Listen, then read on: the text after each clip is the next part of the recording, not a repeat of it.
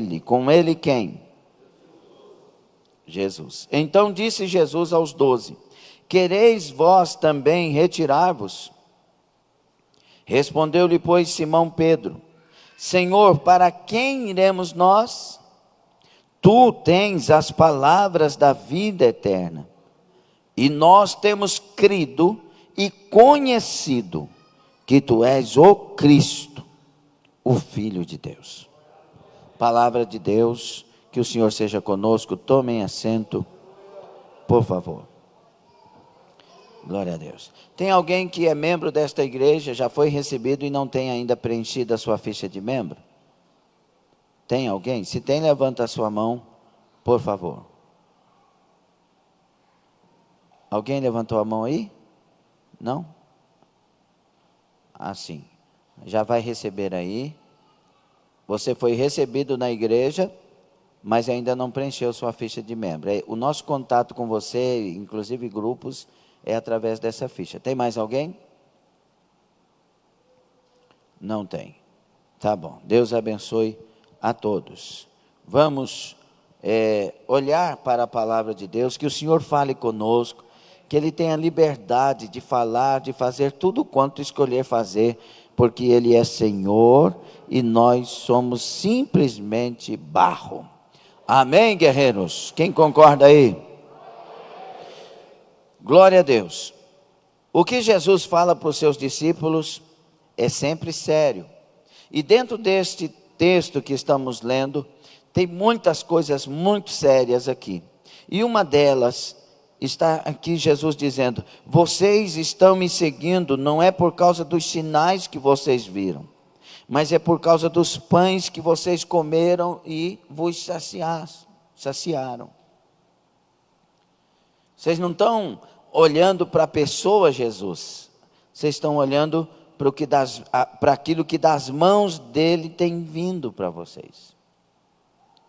E aí ele dá um conselho maravilhoso: vocês têm que aprender a trabalhar, não pela comida que perece, mas vocês têm que aprender a trabalhar pela comida que permanece para a vida eterna. E aqui Deus já fala conosco profundamente, porque nós temos a mania de nos esforçar muito para os nossos trabalhos seculares, e não é errado que se esforce, mas nós temos que trabalhar muito mais para chegar no céu, para vivermos alimentados pela presença de Deus. Nós não temos que trabalhar tanto quanto temos que trabalhar para o céu. Nós não temos que trabalhar tanto para a vida secular, como temos que trabalhar para a vida eterna. E o tema que nós temos falado de manhã, e vamos falar à noite com a graça e as palavras que o Senhor nos der, é: discípulo do pão ou discípulo de Jesus? Qual que é o tema?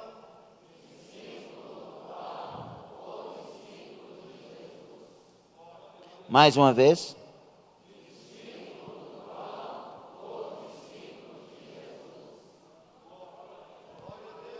Nós temos sido, isso não é uma acusação, é uma revelação. E não é uma revelação espiritual, é uma revelação de entendimento. Nós temos sido discípulos do pão.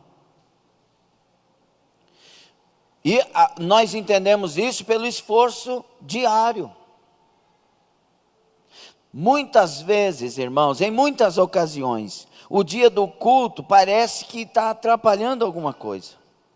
Para muitos. Nossa, hoje tem culto, hein? Não, meu Deus, não dá para fazer então, hein? Parece que o culto está atrapalhando, mas eu tenho que ir. Sendo que deveria ser: não, hoje tem culto. Hoje é dia de culto. Por quê, irmãos? A igreja em si não, é porque Deus vai falar conosco, Deus vai agir naquela reunião, eu vou estar ali adorando e sendo avivado e renovado por Deus. A vida espiritual minha será movimentada nesse culto. Entendeu ou não? Está olhando para o altar? Está prestando atenção?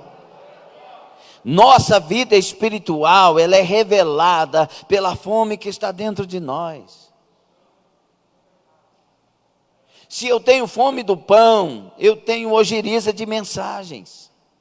Muitas vezes quando a mensagem começa, tem gente pela internet que já sai da internet ou deixa ligado e vai para outro lugar, para outro ambiente.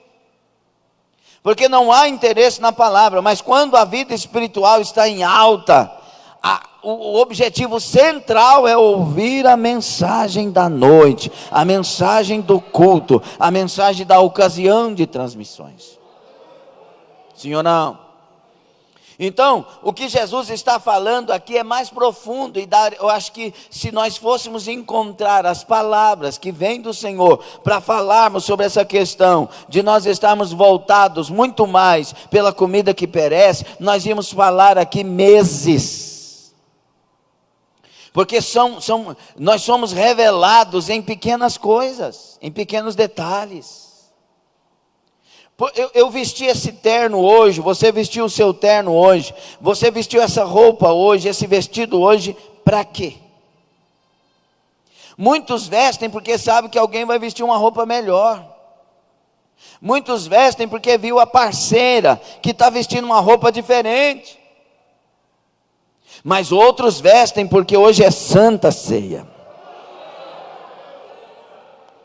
Eu lembro quando o novo convertido, e aí eu fiz igual o irmão Zé, eu comprei um terno. E o meu terno era tão diferente que era da cor do Carlão lá, ó. Tudo bem, Carlão? Olha lá, vinhão. E aí, o meu patrão, Dalto Maróstica, eu passei porque eu era financeiro lá, e eu passei na empresa, eu sei que ele me viu de terno, que eu ia descer para a igreja, e era passagem do ano, era Santa Ceia e passagem do ano. E eu desci de terno na empresa que eu era do mundo, e lá Deus e estando lá, aconteceu a minha conversão nesse tempo. E aí, quando eu estava lá, ele olhou para mim e disse: para que isso? Para que você veste isso? Deus é humilde, Deus é simples, e chamando a atenção. Eu falei: quando eu ia para as mesas do Réveillon, eu pegava e comprava tudo quanto é roupa chique, de etiqueta, para ir apresentar-me para o diabo. Agora eu estou indo apresentar para Jesus. Ele chegou a engolir seco, que eu sempre tive resposta dada por Deus. Aleluia, glória a Deus. Se nós estamos indo para Deus, glória a Deus, mas se é para concorrer, glória ao inferno. Nós temos que trabalhar para aquilo que glorifica a Deus, para aquilo que exalta Deus, para aquilo que realmente agrada ao Senhor. Nós não temos que adorar: eu vou levantar a mão porque o pastor é enjoado, então eu vou levantar a mão, senão ele pega no meu pé. Não, eu vou levantar a mão porque meu pastor está certo, é para a glória de Jesus, nós estamos adorando. Eu não sou frio, eu não sou morno, eu sou quente, eu sou fervoroso, eu vou adorar o meu Senhor. Mas não, fica aí na igreja, parece que está lá num canto de miséria. Irmão, isso aqui é um lugar de glória. A presença de Deus é real, a presença de Deus é viva. Mas nós trabalhamos muito mais para a comida que perece. Nós nos revelamos muitas vezes esse discípulo do pão. A gente segue para onde o pão manda. Quer ver uma coisa?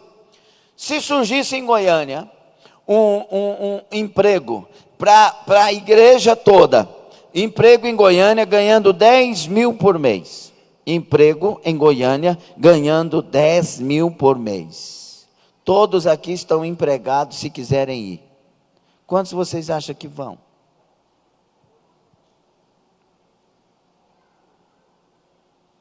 Você acha que vão orar para saber se é de Deus? Nós temos a mania de que se a oferta é grande, é Deus que está dando.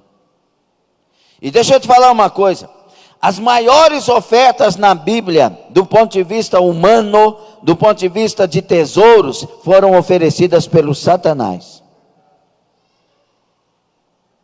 Ô Jesus, olha para esses reinos da terra, todos os reinos da terra, incluiu tudo. Te darei se prostrado me adorar. As maiores ofertas muitas vezes, abre os ouvidos e ouça em nome de Jesus. As maiores ofertas muitas vezes são feitas pelo próprio diabo, com cara de anjo.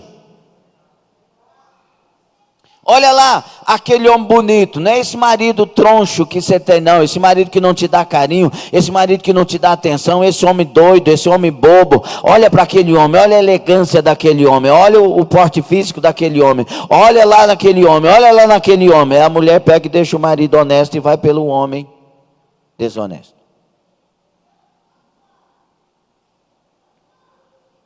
Aceita essa proposta para trabalhar à noite.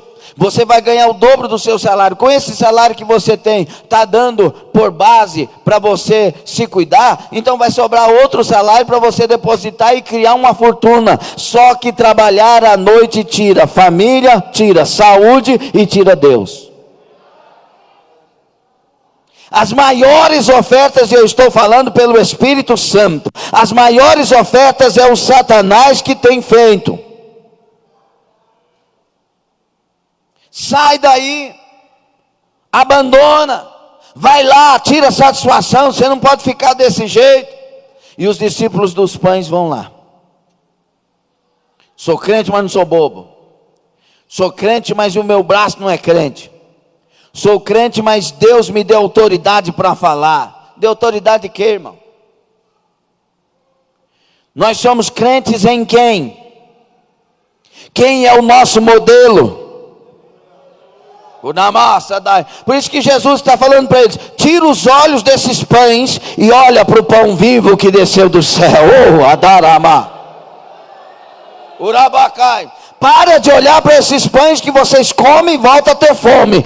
Olha para o pão que você vai se alimentar e não terá mais fome. O nosso referencial é Jesus Cristo.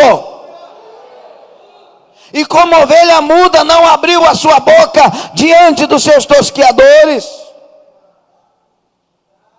Sofreu a afronta. Se entregou naquela cruz.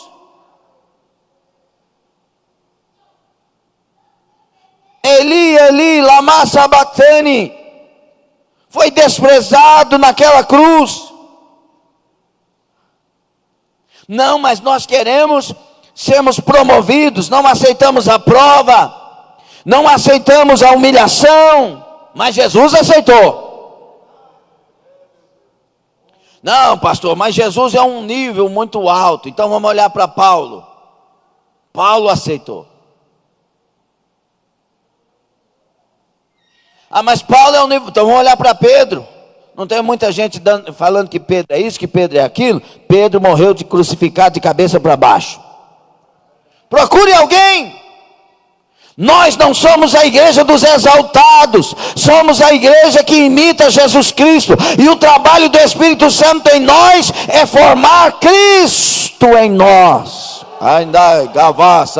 Aqui não é igreja de exaltados, aqui não é igreja de artista, aqui não é igreja de manobrista, aqui não é igreja de dançarino. Nossa igreja, que eu estou dizendo igreja cristã, é igreja de gente que imita o seu Salvador. Não somos discípulos do pão, nós somos discípulos de Jesus. Nesta manhã eu disse, volto a dizer, era o culto que deveria ser o culto mais glorioso da história. Eles estavam na sinagoga, agora na altura, que Jesus vai perguntar se os discípulos querem ir embora. Vocês querem também ir embora? Eles estão no culto, na sinagoga. Uma multidão. E o discurso de Jesus é um discurso que para os discípulos de Jesus é maravilhoso, é revelador. Meu Deus, que palavra! Aquele que estava sendo seguido por causa dos sinais, aquele que multiplicou os pães, Só de homem tinham 5.000, fora mulheres e crianças, 5 pães, 2 peixinhos, e todo mundo alimentou, e sobrou 12 cestos. Capítulo 6, o contexto. Aquele que eles olharam para ele e quiseram fazer dele um rei. O texto diz: vendo, pois, aqueles homens, versículo 14, o milagre que Jesus tinha feito, diziam: este é verdadeiramente o profeta que devia vir ao mundo. 15, sabendo, pois, Jesus que haviam de vir arrebatá-lo para o fazerem rei, tornou-se a retirar-se, e ele só, para o monte. O rei dos reis disse: eu não quero ser profeta, eu não quero ser rei, eu quero ser salvador. Não adianta bajular, não adianta levantar. Nicodemos, no capítulo 3, chega para ele e diz: mestre, sabemos que tu és vindo de Deus pelos sinais que opera. E Jesus olhou para ele e disse: Nicodemos, ninguém verá o reino de Deus se não nascer de novo. Você não tem que chegar aqui me bajulando e me levantando. Você está à procura da verdade, e a verdade eu tenho para te dizer. Você quer o reino de Deus, então precisa nascer de novo. Você quer ver o reino de Deus? Tem que nascer de novo. Você quer ver o reino de Deus? Tem que nascer de novo. Você quer entrar no reino de Deus? Tem que nascer de novo. É necessário nascer de novo. Nascer da água e do Espírito. Nascer da palavra e da regeneração do Espírito Santo. É necessário nascer de novo. É necessário nascer de novo, Nicodemos. Jesus, ele sempre vai na verdade. E aqui no capítulo 6, eles estão querendo fazer de um rei, ele foge. Daqui um pouco ele aparece. Irmãos, entenda uma coisa, pelo amor de Deus, e aqui não é implicância com outras situações, não, é a palavra de Deus. Jesus Cristo, ele não veio para levantar-nos reis, ele não veio para fazer a gente famoso e ter 1 milhão de like. Jesus não veio para fazer uma pessoa brilhar e dar autógrafo para os outros, não. Ele veio para salvar a humanidade, ele veio para nos fazer iguais, porque em Cristo somos um, em Cristo somos iguais. Tem a hierarquia, como sempre digo, tem a unção do pastor, a liderança do pastor tem que ser respeitada. Tem os demais obreiros, evangelistas, presbíteros, diáconos, tem as pastoras, missionárias e diaconisas. As lideranças de departamentos têm que ser obedecidas, tem que ser respeitada e honrada. Mas em relação a sermos gente, nós somos iguais. Jesus nos ama igualmente. Jesus é Jesus para todos nós. O pão, ele é comum para todos os habitantes da terra. Jesus é universal no sentido de ser para todos. Ele é o pão vivo que desceu do céu.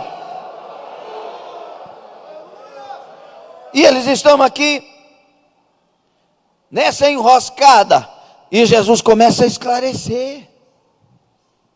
Vem cá, você estava querendo, vamos parafrasear aqui.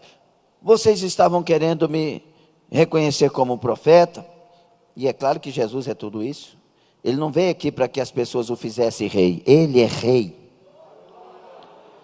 Ele é profeta, ele é sacerdote, ele é senhor, ele é tudo. Vocês estavam querendo me levantar como rei, me aclamar como rei. Só que a intenção desses aqui de aclamar um rei era para levantar um exército e vencer as nações, aquela coisa do Antigo Testamento. Aí, vocês estão querendo fazer tudo isso, mas eu vim para trazer uma revelação para vocês maravilhosa. Vocês lembram lá de Moisés? O Moisés lá no deserto, o maná que veio? Olhe para mim, eu sou o pão vivo que desceu do céu. Moisés não deu o pão para vocês, é meu pai que dá o pão. E o pai deu a vocês agora o pão vivo que desceu do céu. Quem comer da minha carne nunca mais terá fome, quem beber do meu sangue nunca mais terá sede. E quem não comer da minha carne e não beber do meu sangue não tem parte comigo. E essas palavras que eu vos estou dizendo são palavras espirituais, está claro no texto. Mas eles olharam, espantaram, acharam terrível aquilo. E Jesus estava dizendo: olha, toda manhã lá no deserto vocês tinham que comer o maná, não é? Tinha que colher o maná e comer, não é? Se você me aceitar, você nunca mais terá fome. Não tem que levantar de manhã e recolher o pão, não. eu vou estar com você, eu estarei em você, eu serei Deus em você. Você não terá fome mais, e você não terá sede, mas você precisa aprender que é necessário comer da minha carne e beber do meu sangue. Que é isso? Alimentar-se da minha presença, alimentar-se da minha palavra, porque nem só de pão viverá o homem, mas de toda a palavra que sai da boca de Deus viverá o homem. Vocês têm que aprender a se alimentar, tendo intimidade comigo, na oração, no jejum, na santificação. Vocês precisam aprender, e eu estou falando, e a glória de Deus está me arrepiando aqui nesse altar. Vocês precisam aprender a perdoar como eu perdoo, a amar como eu amo, a olhar como eu olho. Vocês têm que aprender, Badashatai, que eu trouxe a oportunidade de vocês serem membros de um corpo, e o corpo é o corpo de Cristo. Vocês são cristãos, vocês são os meus representantes. Vocês veem com os meus olhos, amam com o meu coração, tocam com as minhas mãos e andam com o meu espírito.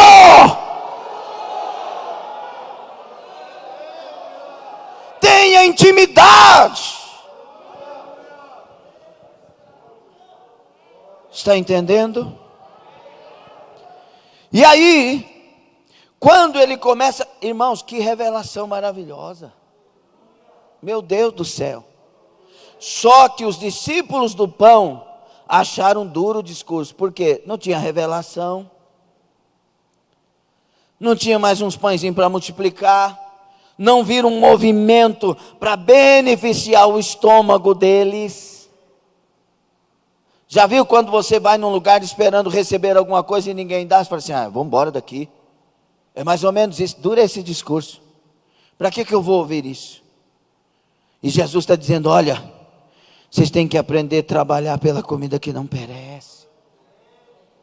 Vocês trabalharam pelo pão que amanhã vai trazer fome de novo. Vocês saíram lá do outro lado da margem do lago, pegaram seus barquinhos, vieram até aqui por causa do pão. Tenham esse esforço para as coisas que não morrem. Levanta a sua vida para as coisas eternas. Danaku Samai, façam coisas que ecoam na eternidade. Darasatai, viva de tal maneira que o céu te conheça. Barashamai, viva de tal maneira ungido que o próprio Satanás e o inferno te conheça e saiba que não pode tocar em você, porque você é meu, diz o Senhor. Se lavem no meu sangue, se unjam do meu óleo e se encham do meu espírito.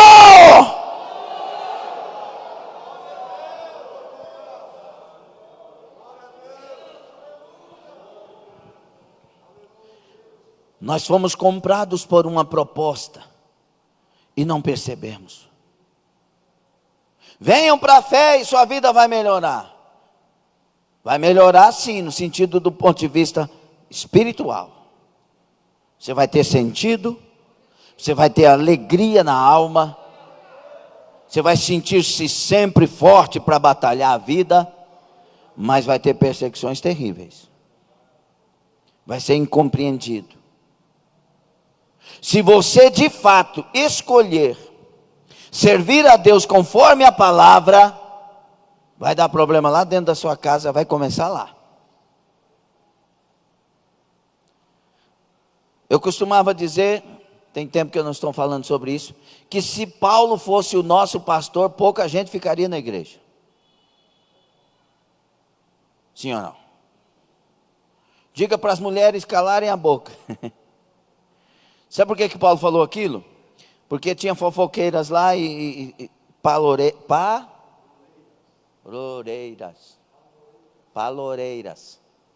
Aquelas mulheres, blá, blá, blá, blá, blá, matraca. Aí o Paulo deu uma ordem, né, Rosa? Mulher não fala aí. Meu Deus, fala isso para as mulheres hoje. A Bíblia ensinou sair e bater o pó do pé. Não tem gente assim? Entende direitinho o que a Bíblia manda quando é para vingança. Aí o Paulo chega numa igreja e vê que um camarada está em prostituição, em adultério, com a mãe ou com a esposa do seu pai, a madrasta. E Paulo disse: entrega para o Satanás. Meu Deus.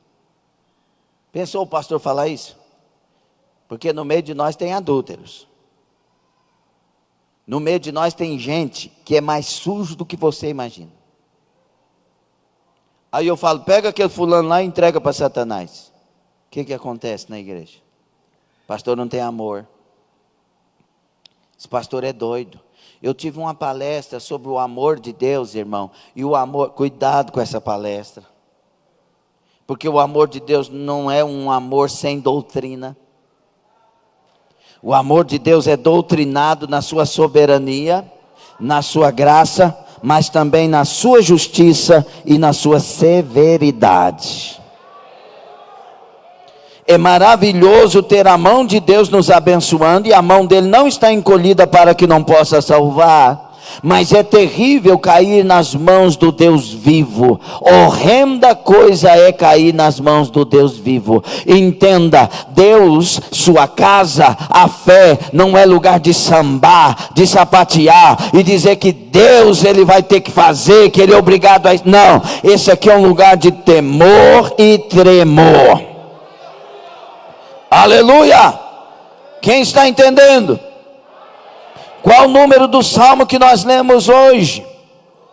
1 Salmo 12. O que é que nós lemos no Salmo 12, irmãos? É isso aqui que nós... Olha que parece uma coisa meio paradoxal, mas não é. É para nós entendermos sobre Deus. Por causa da opressão dos pobres e o gemido dos necessitados me levantarei agora, diz o Senhor. Porém, em salvo aquele para quem eles assopram. Deus se levanta para ajudar os que precisam, não é? Sim ou não? Aleluia. Aí, olha aqui o que diz a palavra de Deus. As palavras do Senhor são palavras puras como prata refinada em forno de barro e purificada 7 vezes. Tu nos guardarás, Senhor, desta geração, nos livrarás para sempre. Promessas maravilhosas. Aqui tá bom demais, não tá? 1000 cairão ao teu lado, 10.000 ao teu direito, tu não serás atingido. A gente gosta de usar essa parte. A palavra de Deus diz: porque me amou tão encarecidamente, eu o livrarei e me manifestarei a ele. Mas nós esquecemos, irmãos, da palavra que diz que nós temos que nos apresentar diante dele com temor e tremor. Nós não nos apresentamos diante dele como pedintes. Me dá um pão aí, me dá uma esmola aí. Não, nós nos apresentamos diante dele com temor e tremor. Porque a ele pertence o sim e o amém. Tanto querer como efetuar. Porque Romanos 2 diz: você que está aí cobrando dos outros, porventura você está imaginando aí na sua mente que você também não será cobrado como eles, sendo que você pratica a mesma coisa que eles praticam. O segredo não é dizer que tem Deus, o segredo é ter Deus. O segredo não é entrar na igreja, o segredo é ser igreja. O segredo não é proclamar a glória de Deus, não. O segredo é viver para a glória de Deus.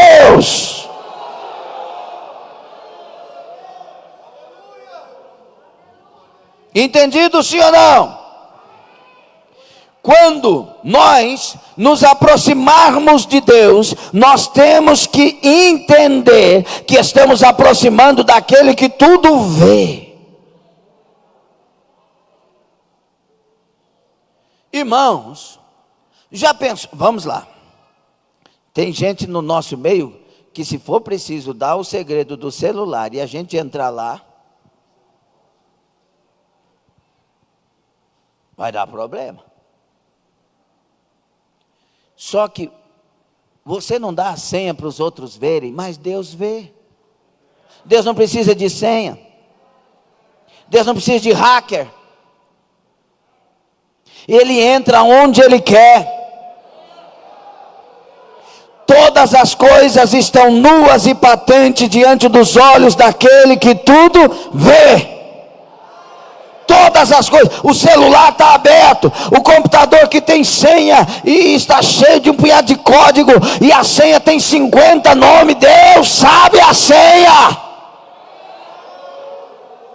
Deus ouve a conversa, Deus viu a traição.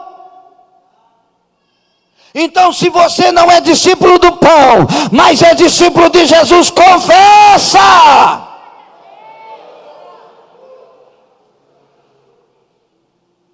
Está gostando? Então esse culto não tinha uma palavra dura. Esse culto tinha uma palavra reveladora, perfeita. Essa palavra, ela está te jogando para um canto, ou ela está aquecendo a sua alma e te levantando? Essa palavra está dizendo que você não tem nada para Deus e Deus não quer nada com você, ou ela está dizendo que você deve ser um discípulo de Jesus e Ele vai te encher, vai te alimentar e vai te levantar? De que maneira você está ouvindo essa palavra? Uma palavra que está te acusando, ou uma palavra que está revelando vida eterna, ou uma palavra que está revelando o Cristo verdadeiro e a sua obra na cruz? Estes discípulos do pão disseram: duro demais esse discurso. Não, chega, não, muito duro. Duro, violento, severo, rigoroso e áspero. É o que quer dizer a palavra dura esse discurso. Não dá, vamos embora, bora daqui. Vamos embora. Já viu família que está na igreja que quando a palavra é mais forte, o camarada chama a mulher para ir embora? Mesma coisa. Mesma coisa. Por quê? Porque a palavra está cobrando a pessoa para mudar aquilo que ela não quer mudar. Aí é ruim. Aí esse tipo de igreja, igual essa e outras sérias, é a pior igreja para essas pessoas. Eles gostam da igreja que podem continuar fazendo o que querem fazer. Só que você pode fazer o que quiser e escolher. Porém, Deus é que sabe se você vai para o céu ou para o inferno. E a palavra dele revela tudo o que precisamos saber de quem vai para o céu e quem vai para o inferno. Tem gente que ainda usa o discurso para dizer: você é dono do inferno, você é dono do céu, é você que é o dono da verdade. Não. Dono da verdade é Jesus Cristo, e a verdade já está diante de nós e está escrita diante dos nossos olhos. Não conhece a verdade quem não quer conhecer. Esta é a verdade do Senhor. E Jesus não chamou pregador para pregar ilusões e mentiras. Ele levantou pregadores para pregar a palavra. Pregue a palavra, Timóteo, a tempo e fora de tempo. Insista em redarguir, em exortar. Você cumpre uma obra de um evangelista.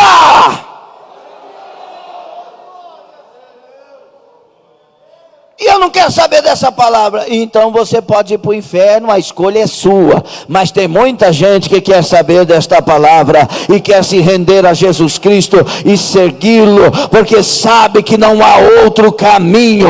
Ele é o único caminho, a verdade e a vida.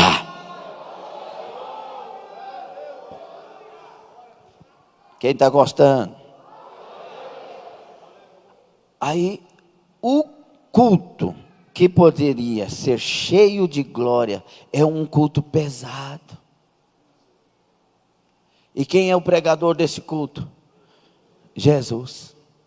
Como que um culto que tem Jesus pode ser pesado? Tem gente que pensa que o culto está pesado porque Deus não está ali. Deus está em todo o culto. O problema é o nosso comportamento. É o nosso coração. Esse culto que poderia ser inesquecível. E muitas maravilhas aconteceram porque a palavra estava sendo pregada clara e profundamente. Não, uma multidão levanta e vai embora. Fica os 12. E Jesus olha para os 12. E aqui eu vejo que há uma certa indignação no coração de Jesus, pela pergunta que ele faz. Jesus é sempre puro, sempre santo, nunca pecou e nunca caiu em tentação nenhuma, ele é perfeito. Mas ele se irou. A Bíblia diz: irai-vos. Jesus irou, mas não pecou. Ele irou, entrou lá no templo como azorrague, virou as mesas dos cambistas. Não faça da casa do meu pai casa de covis e salteadores. Nossa, a casa do meu pai ia ser chamada de casa de oração. Ele irou, mas não pecou. Então há uma certa indignação aqui, eu vejo assim, porque Jesus faz a pergunta, olha para os 12, e eu imagino decepcionado com toda aquela situação, Jesus homem, porque ele estava revelando tudo o que precisávamos saber. Você quer a verdade ou o engano? Você quer a verdade ou a mentira? Você quer o quê? Urabacai, deixa eu te dizer, só vai para o céu quem nascer de novo, só vai para o céu quem não viver na prática do pecado, só vai para o céu quem ama Jesus sobre todas as coisas, e ao próximo como a si mesmo. Que maravilha ouvir verdades. Então Jesus olha aquele povo indo embora, ele trazendo uma revelação. Irmãos, olha o tanto que é difícil. Lá para o Nicodemos, ele tem aquele diálogo todo, e Nicodemos não está entendendo, a coisa fica difícil. Mas para a mulher samaritana, que os judeus consideravam uma raça misturada, Jesus fala: eu sou o Messias, eu que falo contigo. A mulher não tem dificuldade, a mulher já se entrega, bebe da água que Jesus deu, e ainda vai para a cidade avisar: achei Jesus, achei Jesus, vem cá gente, vamos lá, corre aqui, o Messias está logo ali, ele mesmo disse coisas tremendas, ele é o Messias. A mulher que eles julgavam misturada, foi a mulher que creu, recebeu e bebeu da água. Mas ele chega aqui para os judeus e fala a verdade. Os judeus dizem: tu está falando palavra muito dura. E eu vejo a indignação, porque está vindo uma história, Nicodemos, samaritano, e agora esse povo. E aí Jesus olha para os discípulos e faz a pergunta: vocês também querem ir? Está indignado. O que você quer da sua vida? O que eu quero da minha? Ser enganado? Participar da ceia e dizer que sou salvo porque participo da ceia? A ceia tem matado muita gente, tem adoecido muita gente, e tem enfraquecido muita gente. Não é isso que está no contexto de Paulo, escrevendo aos Coríntios, 1 Coríntios 11, 23 a seguir. Muitos de vós estão fracos, doentes, e dormem ali morreram. Por quê? Porque tomaram indevidamente. Ceia não te salva, ceia não te perdoa, ceia não te liberta, ceia não te transforma. É o símbolo. O objeto do símbolo é maior que o símbolo. Jesus Cristo te liberta, Jesus Cristo te transforma, Jesus Cristo te perdoa, Jesus Cristo te lava, Jesus Cristo te limpa, Jesus Cristo te batiza, Jesus Cristo te garante na eternidade. A ceia é o ritual, e quando eu estou em Cristo, a ceia faz diferença positiva. Quando eu tomo a ceia, oh glória! Se eu ficar sem tomar uma ceia, e teve ceia, eu não tomei, misericórdia. Porque ceia é como abastecer para continuar. Aleluia. Mas em comunhão com Cristo. Porque caso contrário, você que pensa que, você que está se pastoreando, fica 2 ceias sem, depois participa da outra ceia, você não tem liderança, você acha que está fazendo bem, é por isso que cada vez está mais fraco. É a ceia que diz, Paulo dizendo, fraco, doente e morto. Não, mas eu ouvi uma pregação que você precisa só fazer um autoexame e ver se está bom, porque o texto diz: examine-se o homem a si mesmo e depois toma do pão e beba do cálice. E o contexto do fraco, doente e morto? Você só precisa examinar e dizer: eu estou em pecado, mas está perdoado, né, Senhor? Porque eu confesso aqui, me dá o pão. É isso que o texto está dizendo? Não, você precisa consertar a sua vida. Se você está em pecado, precisa confessar, precisa se tratar, precisa receber a disciplina da direção da palavra para a sua vida e se lavar no sangue de Jesus, e depois venha e toca no corpo santo de Cristo.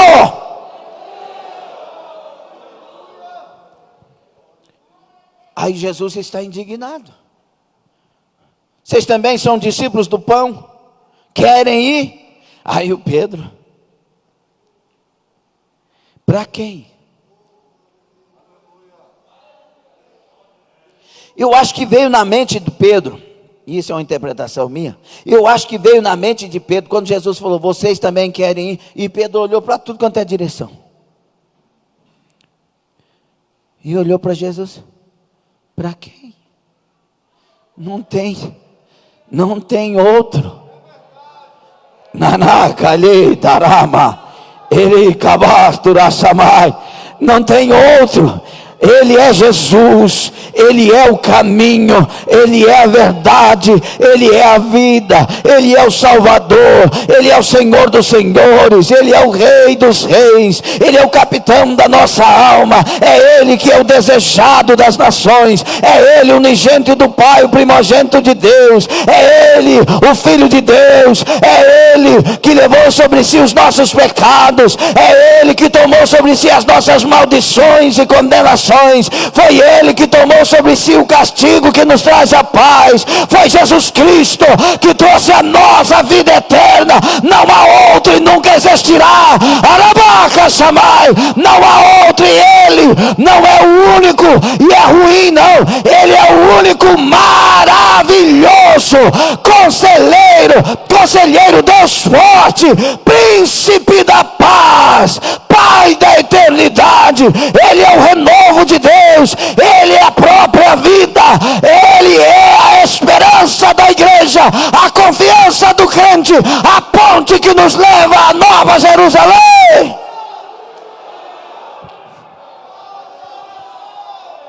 Bendito seja o Senhor Jesus. Aplauda Ele, dê glórias ao nome daquele que vive e reina para sempre.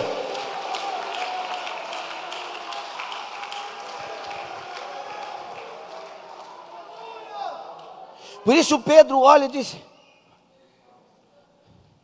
para quem iremos nós? Só Tu tem palavra de vida eterna. É só o Senhor. E eu estou aqui, daqui não sai dele que ninguém me tira. Tem defeito, estou sendo ainda mudado, estou sendo ainda trabalhado. Eu sei que tem muita coisa para acontecer. Estou parafraseando para você entender a mente de Pedro. Eu estou sendo trabalhado, ainda vou chegar a negar o Senhor, vou discordar de uma palavra que o Senhor vai falar lá na frente, que eu vou negar o Senhor, vou falar que não vou negar, depois eu vou negar, e depois eu vou estar vazio, vou estar sem esperança, sem sentido. Mas eu tenho uma coisa na minha alma: o Senhor é o Salvador e não desgrudo do Senhor. Eliseu disse para Elias: eu não desgrudo de ti, eu não te deixo. Não, fica aqui que eu vou a Jericó. Eu vou contigo. Fica aqui que eu vou contigo. Não, meu senhor, me poupe, eu não te deixo, eu não te largo. Ei, Pedro disse: Jesus, o senhor pode ir aonde for, eu vou contigo. Eu tenho sabido que tu és o Filho de Deus, eu tenho sabido que tu és o Cristo, eu tenho sabido que tu és o Salvador que eu desejei na minha alma. Tenho pecado, tenho defeito, mas vou andar contigo e tu vai me transformar. Eu sei que o Senhor vai me libertar e me vai fazer nascido de novo. Dá para dar uma glorinha? Não, é difícil, né? Quando a gente está em pecado é difícil, mas quando a palavra é para quem está vivo, é para quem tem Deus, é para quem quer o céu, dá vontade de saltar.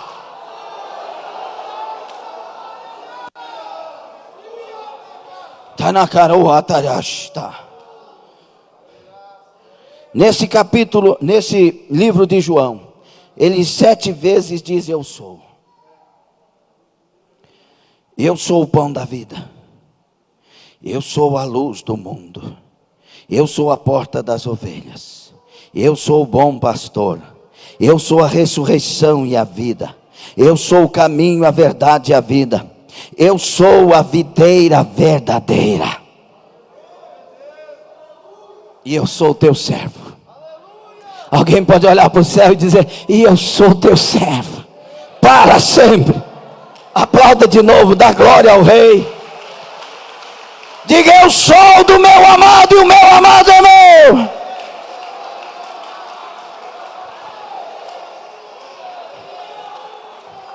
Sabe o que ele está fazendo aqui? Ele está dizendo: olha, eu sou o pão vivo que desceu do céu. Tudo que você precisa está em mim. Porque pão, muitas vezes, é o pão que você compra na panificadora ou em algum lugar ou faz na sua casa. Mas muitas vezes na Bíblia, pão é o que te sustenta. Te darei o pão de cada dia. Está dizendo: vou te dar o almoço, vou te dar isso. Entende?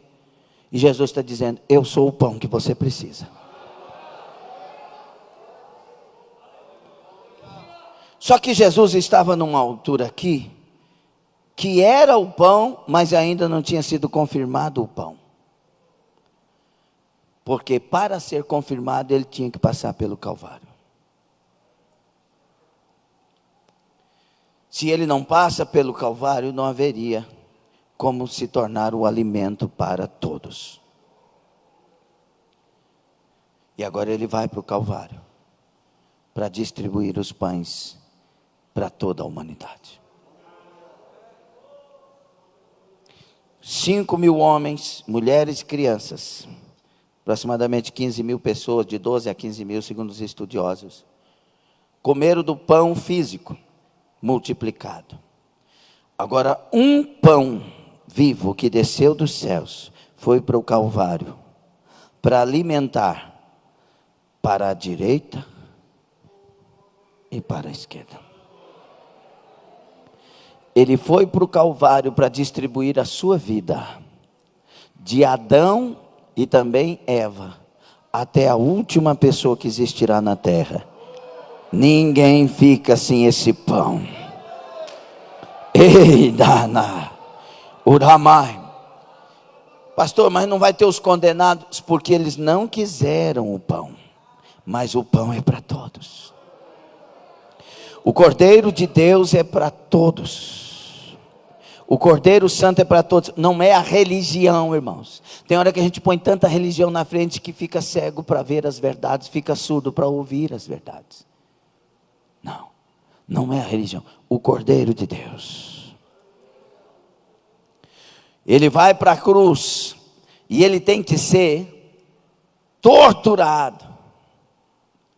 A descrição de Mel Gibson naquele filme Paixão de Cristo se aproxima.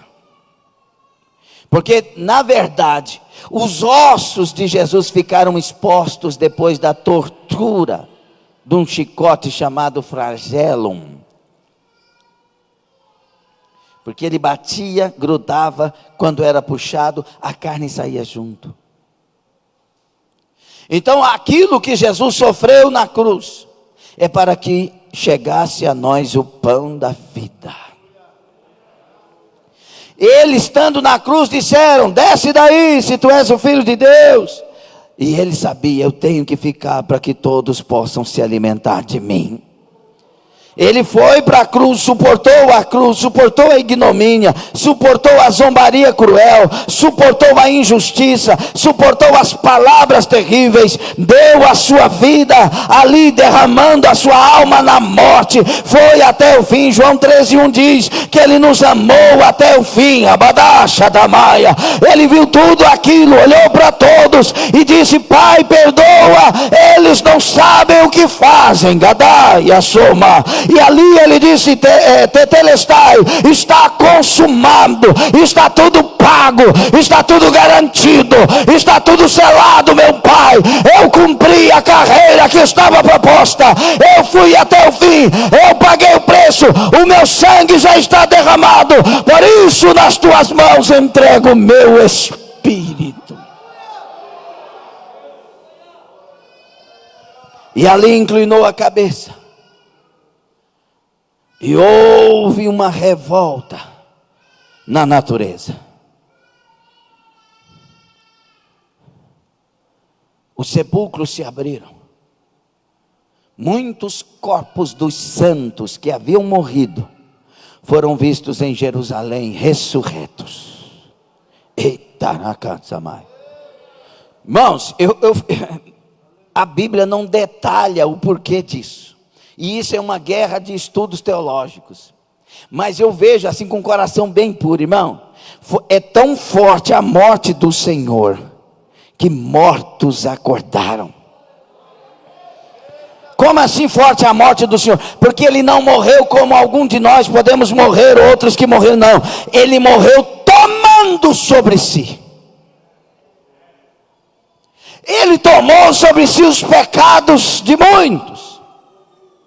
Ele tomou sobre si a maldição. Ele estava vencendo a morte. E quando ele morre tomando isso, reflete lá no cemitério. E os mortos...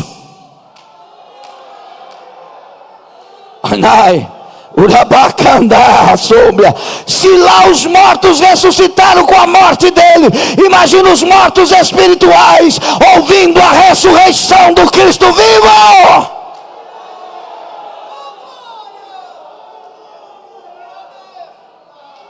A Bíblia é clara, corpos dos santos, aleluia. Então ele estava tomando sobre si as maldições e pecados e tantas condenações daqueles que morreram na esperança do Messias. E quando ele toma,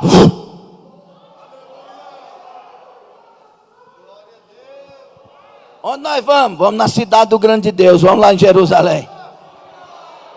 Imagina se o tal de Isaías ressuscitou ali, irmão. Meu Deus do céu. Quem é? Aleluia. Eu sou Isaías, meu Deus do céu, aleluia. O que é isso? O que está acontecendo? Aleluia. É que o Cristo, o Cordeiro de Deus, que eu, Isaías, preguei, eu falei da vinda do Messias, eu falei que ele tomaria sobre si todas as nossas maldições e condenações, ele derramaria sua alma na morte, mas veria com alegria os despojos do Calvário. Ei, ele ressuscitou, e eu estou aqui para dizer: é tudo verdade o que está no livro escrito. Fique sobre os pés. Eu tenho uma pergunta para fazer para nós nesta noite.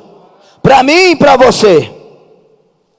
Você é discípulo do pão ou discípulo de Jesus?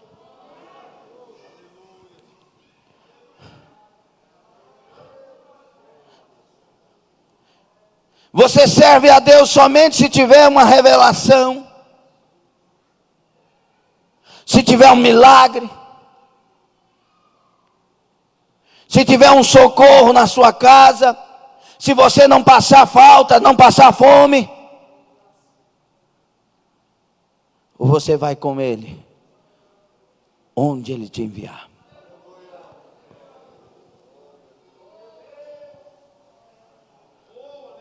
Porque Deus deixa passar a fome. Essa pregação que diz que Deus não deixa o seu filho passar fome é mentira. Capítulo 8 de Deuteronômio. Eu te enviei para o deserto e te humilhei. Eu te deixei passar fome.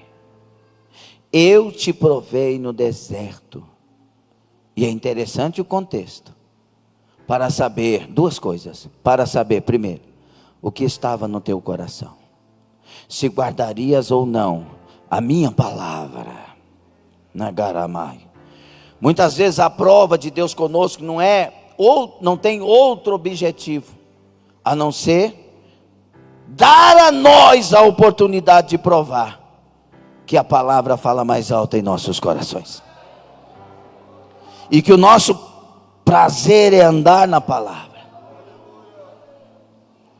Para saber se guardarias ou não os meus mandamentos. Segundo, e para te mostrar, para te ensinar, que nem só de pão viverá o homem, mas de toda palavra que sai da boca de Deus viverá o homem. É por isso que chega um homem para Jesus, enquanto ele está os 3 anos e meio do seu ministério aqui na terra, no meio de nós, ao invés de abraçarmos ele, de beijarmos os seus pés e de nos atarracarmos com ele, nós o crucificamos, irmãos.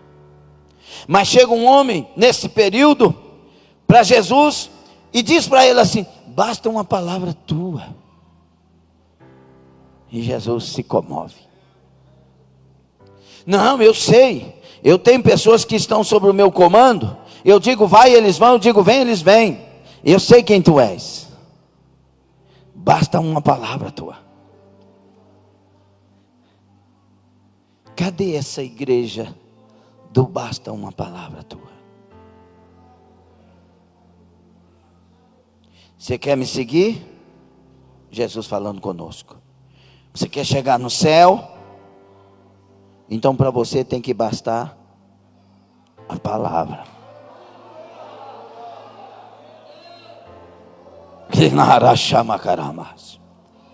Nós vamos orar, mas a decisão é sua. Quero te revelar uma coisa: o caminho do diabo, que é um caminho sem prova. O caminho do Senhor é com provas. Desertos, cavernas, desprezo. Ele mesmo, Jesus disse: como o mundo me odiou, odiarão a vós.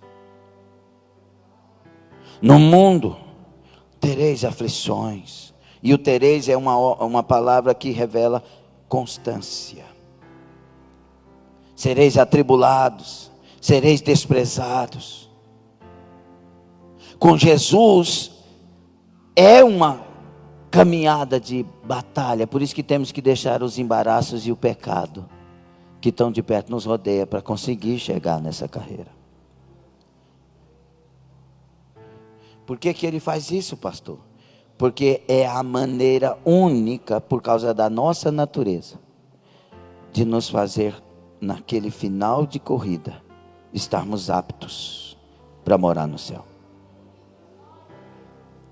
Quando a minha mamãe foi levada para o céu, com 67 anos de idade, ela teve um problema no coração.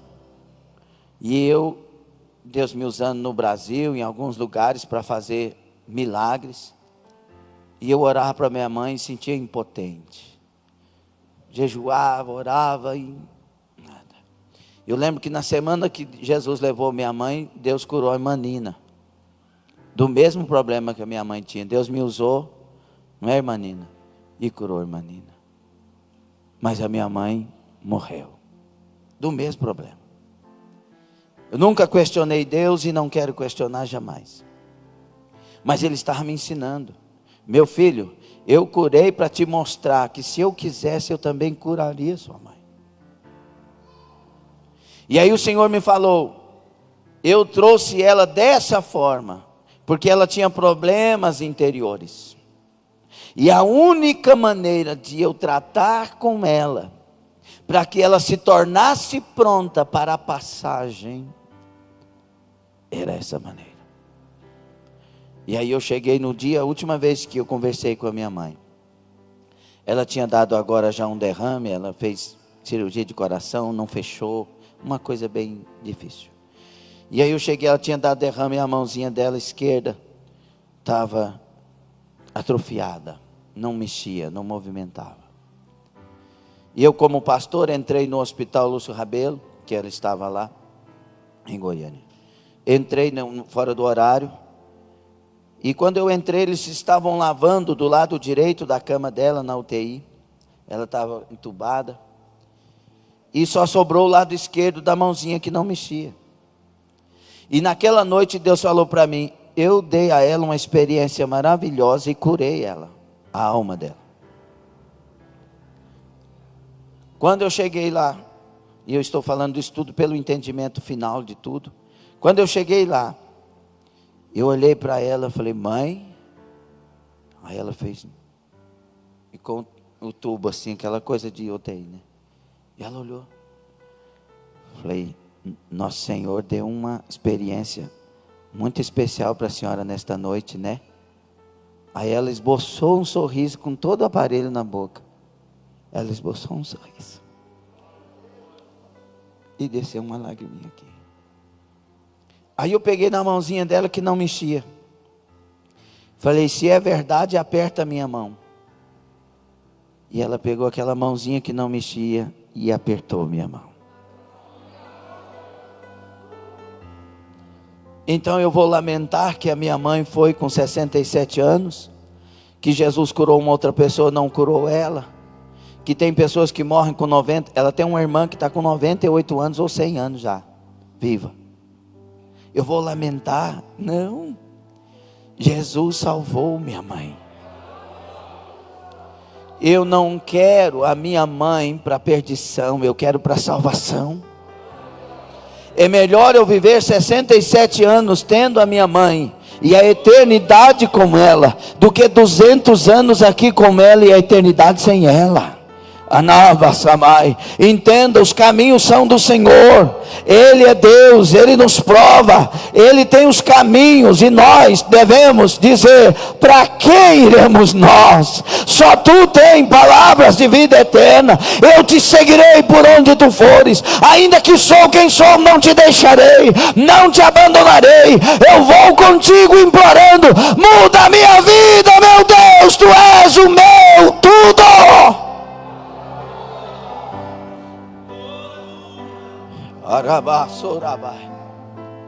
Vamos orar. Discípulos do pão ou discípulos de Jesus? Curva a sua cabeça. Obrigado, Senhor, pela morte de cruz. Se Deus não poupou o Senhor, se fizeram isso com a madeira verde, quanto mais com a seca. Obrigado, Senhor, perdoa os nossos pecados, perdoa as nossas palavras que muitas vezes entristecem o Senhor. Perdoa, meu Deus, porque muitas vezes nós queremos exigir e comandar e mandar no nosso próprio destino, nas Tuas decisões, no que o Senhor deve fazer ou não. Nos perdoe, mas olha do céu e veja quem está se rendendo a Ti inteiramente nesta noite. Olha do céu, Senhor, e encontre pessoas que estão dizendo, agora é do Teu jeito, agora é da Tua maneira, agora é do jeito que o Senhor quiser, porque eu me rendo a Ti. Ouça a oração deste homem, a oração desta mulher, a oração desta pessoa que está pela internet.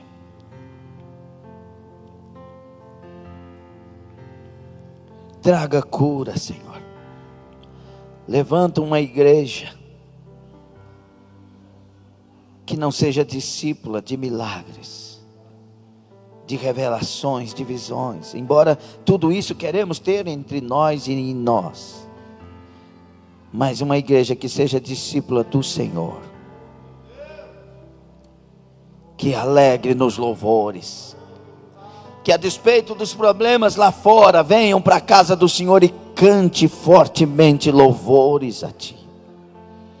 Que ouçam a palavra e ninguém se levante para ir embora dizendo, dura esse discurso, porque é Tua igreja e sabe que são revelações de vida eterna que o Senhor está trazendo. Tanamagassurabai.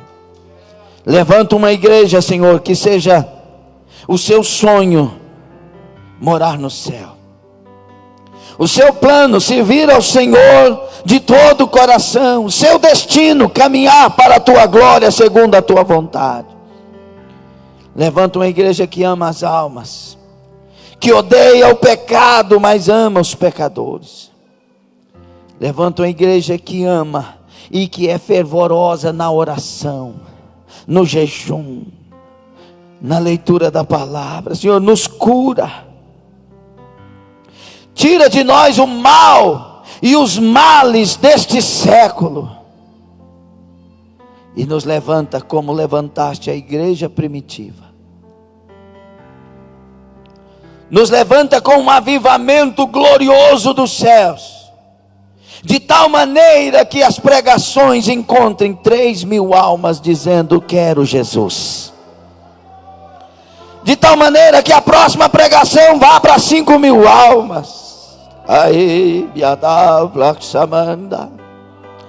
levanta uma igreja que quando canta o Senhor batiza no Espírito Santo, que quando prega o Senhor cura e salva. Levanta uma igreja onde o Senhor tem a liberdade de ser Deus no meio dela.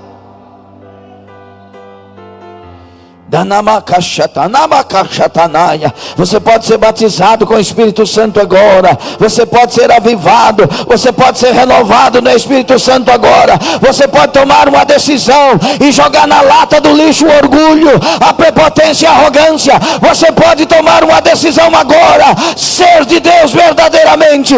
Eu sei que Ele te abraçará, te abençoará, te salvará, te levantará, te perdoará, te ungirá, te encherá do Espírito Santo.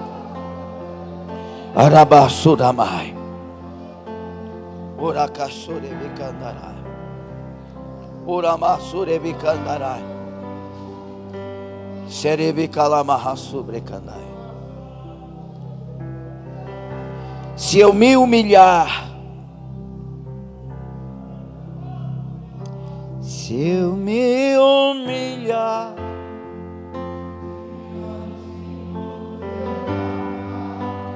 sacrifica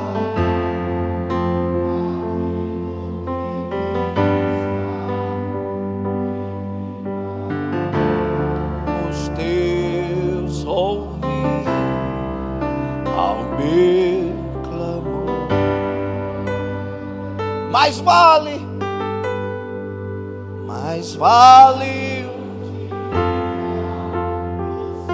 olha que hino.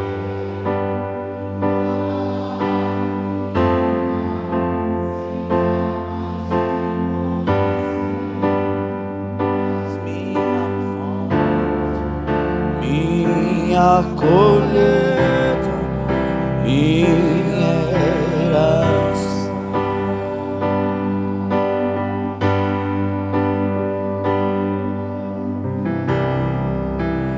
Compreendo os teus caminhos, mas te darei a minha canção, doces palavras te darei. Me sustentas na minha dor. E o que ela faz? Isso me leva mais perto de ti, mais perto dos teus caminhos. E apesar de cada esquina, em cima de cada montanha, eu não procuro por coroa ou pelas águas das. Desesperado eu te busco, frenético acredito que a visão da minha face é tudo que eu preciso. Aleluia. Eu te darei, que vai valer a pena, vai valer a pena, vai valer a pena mesmo. Só quem crê cantar, que vai valer a pena, que vai valer a pena, vai valer a pena mesmo. Quando o grande dia chegar, oh glória! Quando o arrebatamento chega, e ele vai chegar, quando Jesus lá no céu chega, Quando o arrebatamento chega e já está perto,